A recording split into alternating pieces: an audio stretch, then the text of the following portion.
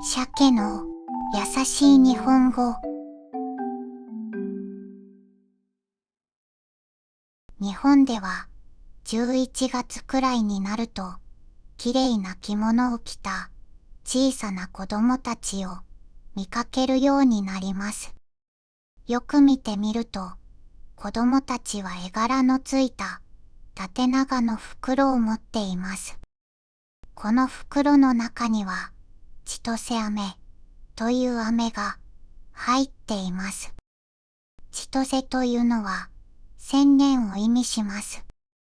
この飴のように元気よく粘り強く成長してほしいという願いが込められています。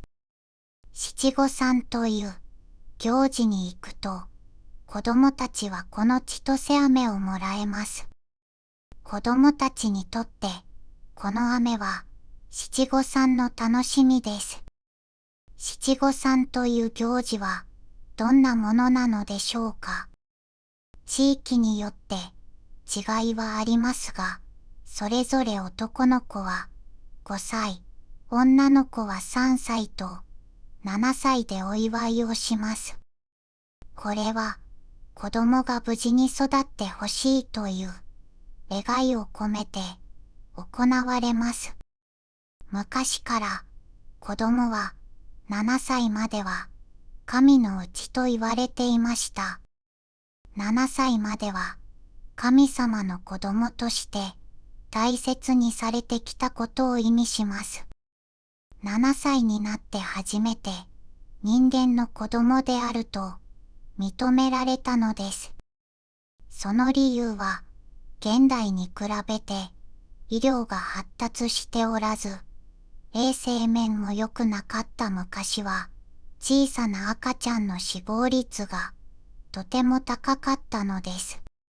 そこで無事に子供が育っていることを神に感謝するとともに、成人までの儀式として3歳、5歳、7歳にお祝いをしたのです。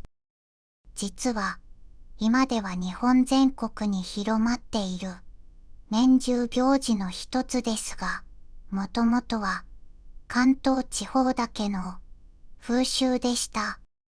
七五三の由来となったのは3歳、5歳、7歳に行っていた3つの儀式です。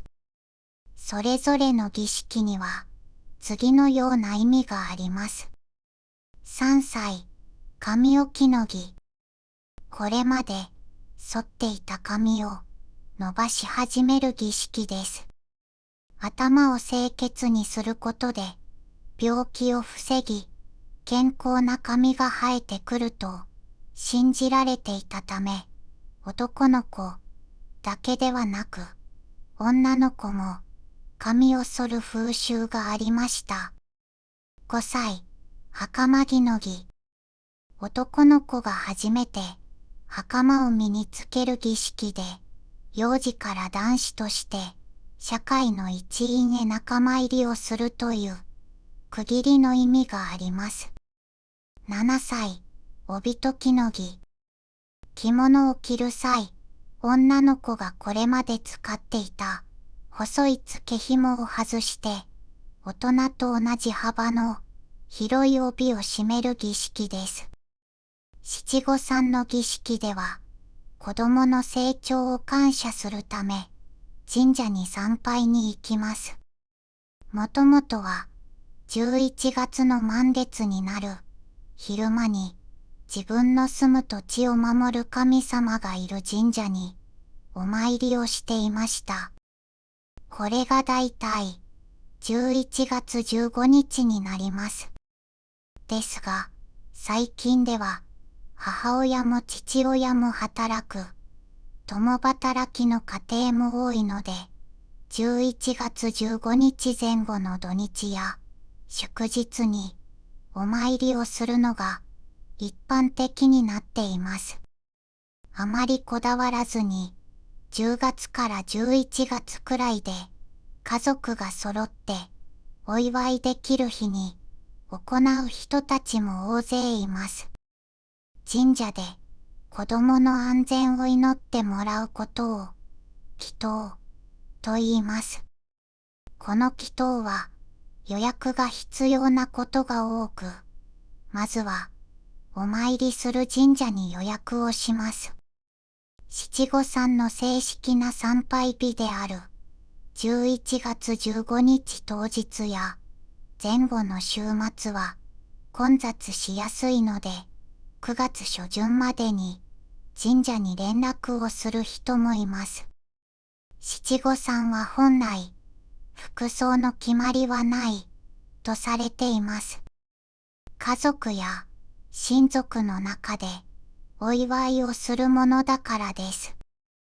でも、神様の前に出る儀式であるということを考え、子供や家族も着物やスーツ、フォーマルなワンピースなどを着る人が多いようです。基本的には服装の決まりはないものの、七五三では子供が和装をする際は年齢ごとに種類の違う着物を着用します。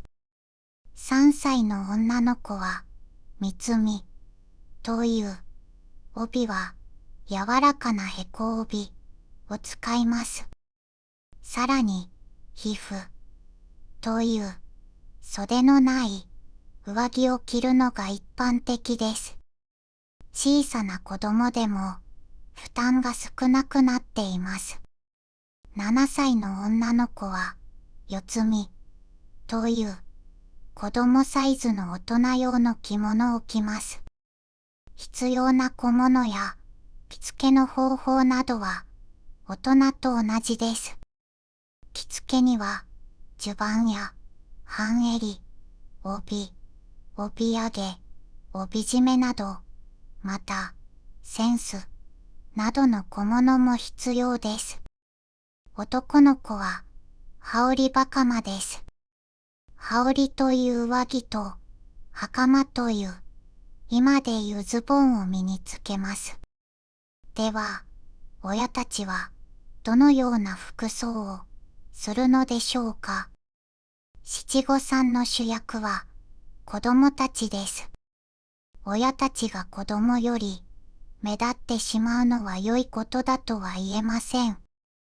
ですが、普段着のようなカジュアルすぎる服装もダメです。そのため、最近では動きやすいワンピースやスーツを着る人が多いようです。家族みんなでおしゃれをした時には写真を撮りたくなります。儀式が終わった際には神社で多くの人たちは子供たちと一緒に写真を撮ります。神社ではなく撮影スタジオに行って家族写真を撮る人もいます。